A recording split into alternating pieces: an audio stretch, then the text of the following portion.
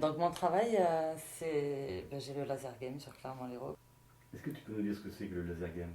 Le laser game, donc du coup, c'est un jeu qui se passe dans un labyrinthe où on joue avec donc des gilets qui sont reliés avec des armes et sur lesquels on va tirer sur d'autres adversaires qui n'ont pas les mêmes couleurs que nous. On se repère dans les couleurs et ça se joue dans le sombre, dans la pénombre.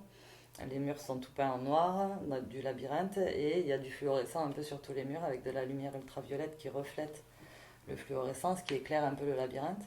Et en fait, donc on est équipé d'un gilet et d'une arme et on tire pendant 20 minutes sur nos adversaires et à la fin de la partie, on voit qui a fait le meilleur score, etc. Et c'est quelque chose de super, c'est ludique, les enfants se régalent quand ils viennent, c'est juste du bonheur, quoi. C'est principalement les enfants qui vont jouer à ce... Oui, votre question est bonne. J'ai dit les enfants. À mon grand regret, malheureusement, j'ai beaucoup plus d'enfants que ce que je pourrais faire avec les autres, malheureusement. Mais les enfants, ça va très vite. J'ai un enfant qui vient faire un anniversaire, il y en a 10 autres qui reviennent. Donc c'est vrai que chez les enfants, c'est 80% de ma clientèle, quoi. Mais c'est pas un jeu réservé aux enfants. C'est un jeu qui est réservé de 4 à 97 ans. J'ai déjà joué 4 générations en même temps. L'arrière-grand-père, le grand-père, le père, le fils, c'était juste magique. Comment, comment t'es venue cette passion de créer ce jeu, de créer cette page? Je vais vous raconter l'histoire, elle va être, vous allez voir, assez sympa. C'est vraiment, je sais pas s'il y a une destinée, ou vous appellerez ça comme vous voudrez. Ouais, je crois qu'il y a quelque chose derrière tout ça, mais euh, je bossais à Provençal. À Clermont-Lérault, c'est un petit magasin de fruits et légumes. Euh, je m'entendais super bien avec la patronne, qui est une amie aujourd'hui. Mais j'en avais un peu marre. Je gagnais une misère, je faisais des horaires pourris, le travail en lui-même était rébarbatif et fatigant. Donc voilà, même si j'avais une bonne relation avec la patronne, au bout d'un moment, j'ai dit que j'en ai marre, je vais arrêter tout ça. Donc on s'est entendu sur le départ, etc. Et puis j'ai commencé à me réinscrire à Pôle emploi et à essayer de faire un point sur ma vie et ce que je voulais faire, ce que je pouvais faire, ne plus faire, etc. Et j'avais des idées, hein, j'avais toujours voulu faire quelque chose pour moi, euh, mais j'avais pas eu la bonne idée en fait. J'avais des idées, mais c'était pas forcément toujours les bonnes, ni le bon moment, ni. Et bon. Et finalement, donc je fais cette formation un peu chez Pôle emploi pour un peu me recentrer, hein, tout en expliquant que j'avais envie de faire quelque chose pour moi, mais sans savoir réellement quoi. Et à cette période-là, je vous avouerai que j'ai 3 enfants et que j'amenais souvent les deux plus grands aux anniversaires des copains, ou au laser game de Béziers, ou au laser game de Montpellier. Un coup c'était là-bas, un coup c'était l'autre. Je me disais quand même, c'est bizarre qu'il n'y ait pas un laser game sur Clermont-Lérault. On est toujours obligé de courir à Montpellier, Béziers. C'est bizarre, enfin bon. Et puis, donc c'est là où rentre le miracle de l'histoire, c'est que mon frère m'invite, mon plus grand frère, à l'anniversaire donc, de ma belle-sœur pour les 40 ans en Ardèche. Euh, et donc, me voilà rendu avec mon mari à cet anniversaire où on passe une bonne soirée, etc. Et puis le lendemain, avec les quelques-uns qui étaient restés, on se retrouve autour d'un repas le midi. Et puis je discute avec un collègue de mon frère et il me demande ce que je fais dans la vie, etc. Donc je lui raconte un peu mon parcours, que je viens d'arrêter, que je suis à Pôle emploi, que j'avais envie de faire quelque chose pour moi, etc. Mais que je savais pas quoi. Et il me dit, mais quoi par exemple? Je dis, ben, je sais pas vraiment quoi, mais je sais pas. Par exemple, je montrais bien un laser game à Clermont-Lérault, il y en a pas.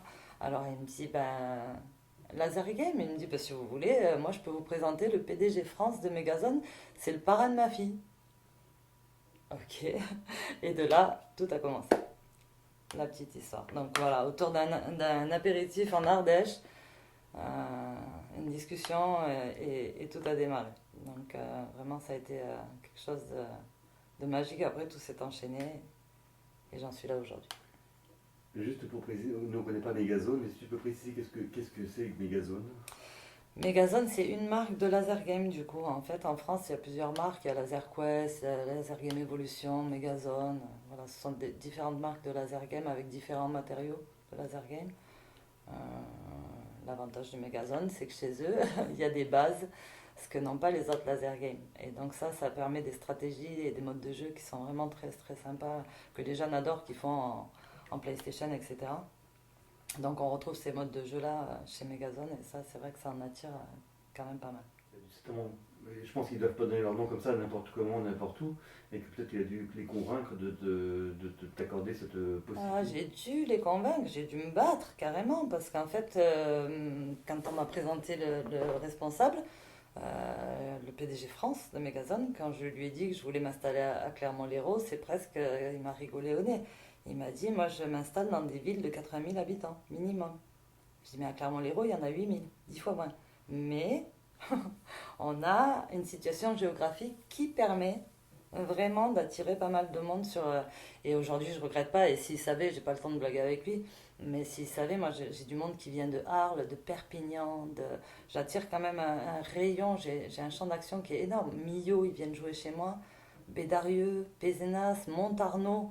Je sais pas si vous voyez un peu le bassin géographique. Même Metz, hein, mon mari était à Metz ce week-end. Enfin, je veux dire, on a vraiment une zone de chalandise qui est énorme. Et c'est ce qui a permis de les convaincre de m'installer. Mais au départ, quand je lui ai dit qu'il y avait que 8 000 habitants à Clermont-Lérault, il m'a dit jamais de la vie. Il faut 80 000 habitants. Du coup, ben, j'ai pris Internet et j'ai coché commune par commune le nombre d'habitants. J'ai additionné les alentours de Clermont-Lérault. Quand je suis arrivée à peu près à 130 000, je lui ai dit c'est bon, regardez, on y est. Donc après, voilà, ça a continué, on s'est installé. J'ai non seulement validé mon projet, je l'ai fait valider également. J'ai même reçu un prix TPE euh, quand j'ai ouvert, etc. Et c'est énorme parce qu'on se dit, punaise, ouais, on s'est pas trompé. Ouais, c'était bien ça, ouais, on y est arrivé, ouais. Donc c'est chouette, c'est énorme. Parce qu'après avoir convaincu Megazone, il a fallu convaincre les banquiers, il a fallu convaincre, j'imagine, plein d'autres gens Exactement. pour construire le projet. Exactement, le centre Initiative Héros, je me rappellerai toujours, quand j'y suis allée les voir sur le conseil de Pôle emploi, j'étais allée voir Madame Delplanque à l'époque, une dame qui s'occupait du centre Initiative. Donc c'est une plateforme de l'État qui permet, qui donne une petite subvention, un petit crédit sans intérêt pour aider à démarrer, etc. Et quand eux valident le projet, déjà ça ouvre les portes des banques, etc. Parce qu'au moment où ils jugent votre projet, il y a des comptables, des assureurs, des banquiers qui sont là autour d'une table et qui vous jugent et jugent votre projet pour savoir si vous êtes apte à le faire ou pas et si votre idée est bonne ou pas. Voilà, donc il faut arriver à les convaincre et je les ai convaincus haut la main et j'étais assez contente, même si la toute première fois, je vous avouerai que quand j'ai vu Madame Delplanque et que je suis arrivée avec cette idée-là, elle m'a calmée en me disant non, non, non, je vous arrête tout de suite, le mec de Montpellier, il a voulu le faire à Clermont, finalement il ne le fait pas, c'est pas rentable. Ah bon? Moi je pense que oui. J'ai insisté, insisté. Elle m'a dit bah, montrez-moi. J'ai fait mes calculs, les chiffres, le projet prévisionnel, etc. Et donc on est rentré dans le truc et j'ai réussi à la convaincre. Et j'ai convaincu tous les jurys par lesquels je suis passée après, que ce soit même pour les concours, etc. J'ai convaincu à chaque fois et je sais que mon idée elle est bonne et même celles que j'ai derrière après elles seront bonnes aussi. Mais il faut encore apprendre à être patiente. Est-ce que tu peux nous raconter un moment de grande satisfaction professionnelle? Ben, je pense que ça a été, oui, quand j'ai gagné le prix TPE, en fait. Ça a été vraiment une grande fierté parce que je suis arrivée avec mes petits moyens. Mes petits moyens, c'est tout moi, ça. J'arrive sans diplôme, sans rien, je monte mon truc et après je leur présente ça comme une simple écolière de primaire.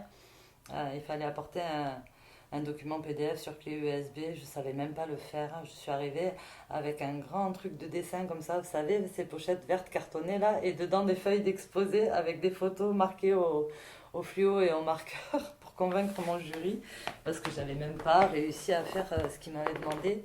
Et je les ai convaincus et j'ai même eu la mention spéciale du jury pour l'entreprise au féminin.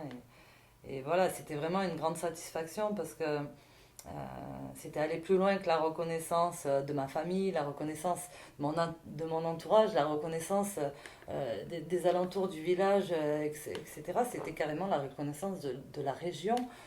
C'était quelque chose de médiatisé, etc.